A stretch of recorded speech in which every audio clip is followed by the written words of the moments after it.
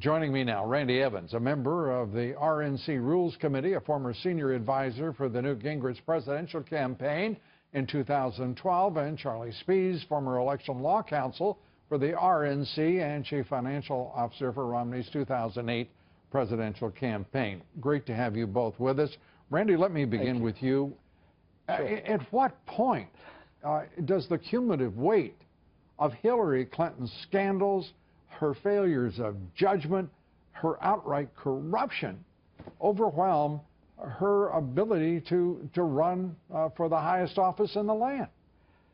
Well, I call it the Rod Blagojevich problem. If you remember, he was the Illinois governor who tried to sell Senator Obama's seat. The only difference between him and Hillary is he went to jail. She's walking around free, scot-free. And it's the reason why I think Donald Trump is exactly correct that you need a special prosecutor. There's no way any other person would get away with this level.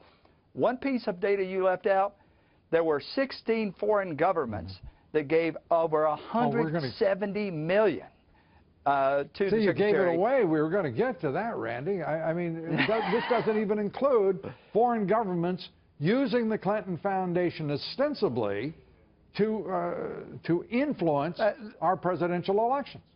That's why I asked. My simple question is this: if you weren't selling access, what were you selling? That's the scary part. That's the part that's really frightening about some of the deals that we're going to start to see as we match the dollars to the activities of the Secretary.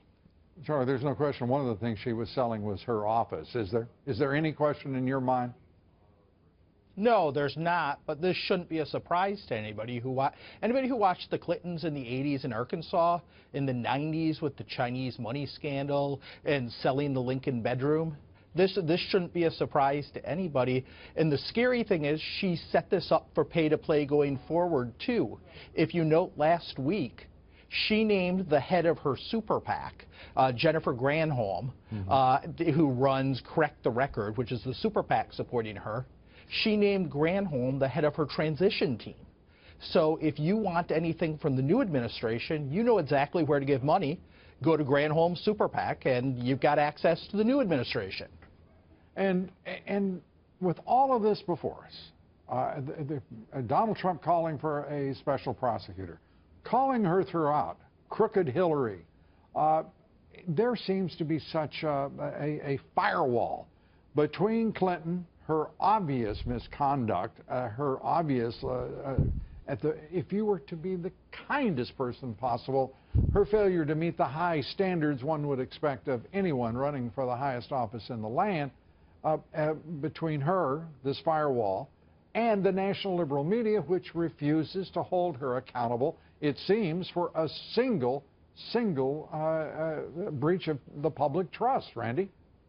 Yeah, I agree with you. And, you know, I asked some of my Democrat friends today, I said, why didn't you just fess up? I mean, everybody on the planet knows exactly what you were getting. If you're 85 of these people and you pay $156 million, well, candidly, Lou, the first thing I figured out is you and I are in the wrong line of work.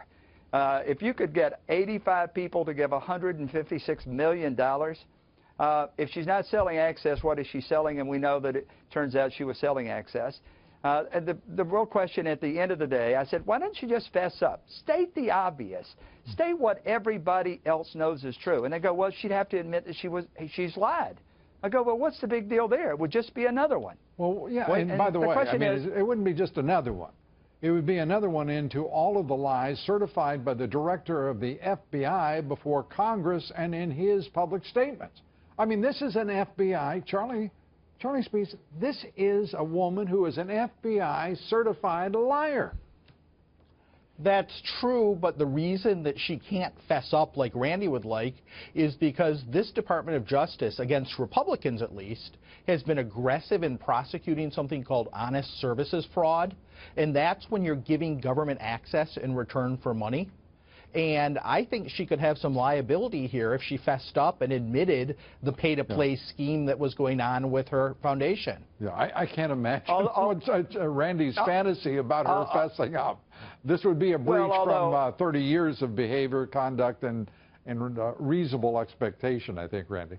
But Well, but there's been no consequences to her so far. Look at what Congressman Trey Gowdy got from the FBI director in the hearing, which was confirmation of lie after lie after lie. There have been no consequences. There have been no consequences because the man who was giving that information and certifying those lies himself, despite what he must have surely known, what we all have learned now, that there were another 14,900 emails.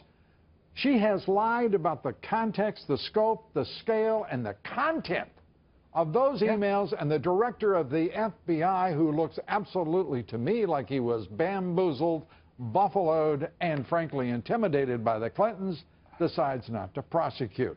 That is, I mean, there is, talk about reasonable consequences to actions and interpretation and analysis of those actions.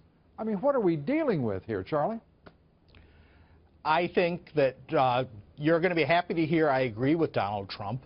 His call for an independent prosecutor is really the only route here for there to be credibility. And if somebody who's trusted is able to look at this without coming to criminal conclusions, then fine.